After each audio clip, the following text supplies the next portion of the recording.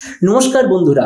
तो आइको neo 7 pro कल माने 4 जुलाई इंडियाते लंच होते चलेছে আর লঞ্চের আগে এটা হলো লাস্ট ভিডিও হবে যাতে আমি আপনাকে জানাবো ফোনটার এক্সাক্ট স্পেসিফিকেশন কি হবে আর এক্স্যাক্টলি কি দামে লঞ্চ হবে। তো চলুন শুরু করা যাক ভিডিওটা কোনো সময় নষ্ট না করে। আপনি যদি গ্যাজেটওয়াল বাংলা চ্যানেলে প্রথমবার আসেন আর খুব বাংলা টেক ভিডিও ডেইলি দেখতে চান তাহলে গ্যাজেটওয়াল বাংলা চ্যানেলটা সাবস্ক্রাইব অবশ্যই করে নেবেন।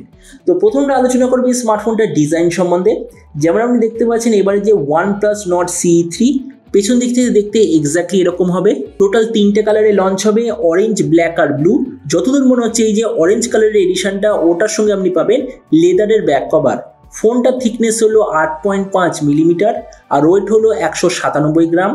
ডিসপ্লের দিক থেকে এতে আপনি পাবেন 6.78 inch full HD plus 120 hertz E5 super AMOLED display, তার সঙ্গে 360 হার্জের টাচ স্যাম্পলিং রেট। কত হার্জের ইনস্ট্যান্ট টাচ স্যাম্পলিং রেট হবে সেটা আইকো তরফ থেকে কোনো প্রপার ইনফরমেশন নেই। 1500 নিটসের brightness, 20:9 aspect ratio, 92% screen to body ratio.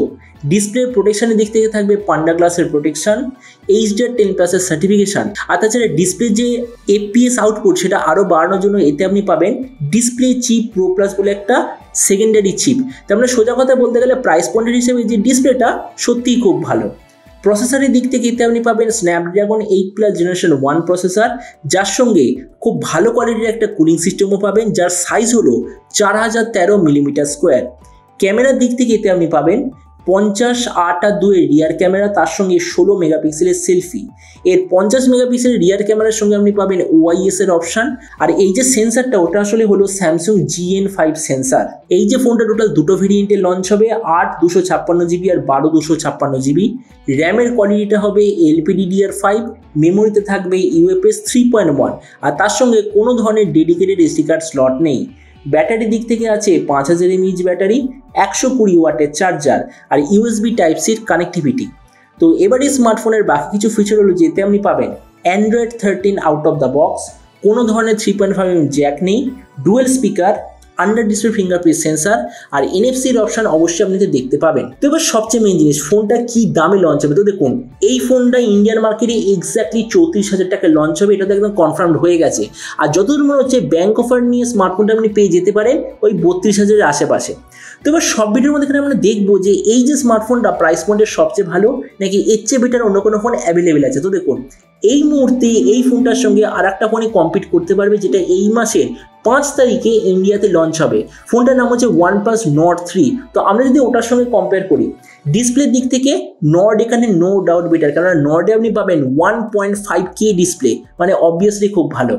প্রসেসরের দিক থেকে এখানে আমি আইকোকে একটু বেশি প্রেফার করবো, কেননা স্ন্যাপড্রাগন 8+ জেনারেশন 1 সত্যি খুব ভালো প্রসেসর। আর এটা যে FPS আউটপুট ওটা ডাইমেনসিটি 9000-এর চেয়ে একটু বেটার। আর তাছাড়া আইকো যে কুলিং সিস্টেম সেটাও খুব ভালো, তার মানে সেই দিক থেকে আইকো বেটার। ভেরিয়েন্টের দিক থেকে বলতে গেলে দুটো প্রায় সেম। ব্যাটারি আর চার্জারের দিক থেকে বলতে গেলে অ্যাকচুয়ালি আইকো এখানে বেটার, কেননা 120 ওয়াটের চার্জিং সিস্টেম আপনি পাবেন। তাছাড়া এর বাকি স্পেসিফিকেশন যেমন হলো কোনো 3.5mm জ্যাক না হোনা, dual stereo speaker, software update cycle, মানে বাকি যা যা স্পেসিফিকেশন হয় সেগুলো পুরোপুরি সেম। তেমন দেখুন ভিডিও লাস্টে আমি এটাই বলবো, যদি আপনার টার্গেট থাকে আজকের দিনে 30 থেকে 35,000 টাকার মধ্যে সবচেয়ে ভালো অলরাউন্ড স্মার্টফোন নেওয়া, তাহলে Nord 3 সবচেয়ে ভালো চয়েস হবে। কিন্তু আপনার যদি টার্গেট থাকে সবচেয়ে ভালো গেমিং এক্সপিরিয়েন্স, তার সঙ্গে বাকি অলরাউন্ড স্পেসিফিকেশনও ঠিকঠাক থাকবে, তো আপনাদের জন্য আইকো নিও 7 প্রো সবচেয়ে বেটার চয়েস হবে। তো এবার আপনি যে কমেন্ট আমাকে অবশ্যই জানাবেন যে আপনি দুটো ফোনের মধ্যে কোনটা নিতে চান। এটা সম্বন্ধে নিচে কথা বলতে আমাকে একদমই ভুলবেন না। তো চলুন দেখা হবে আগামীকালের একটা টেক ভিডিওতে। Till then stay tuned and always remember, think positive, be positive. Thank you.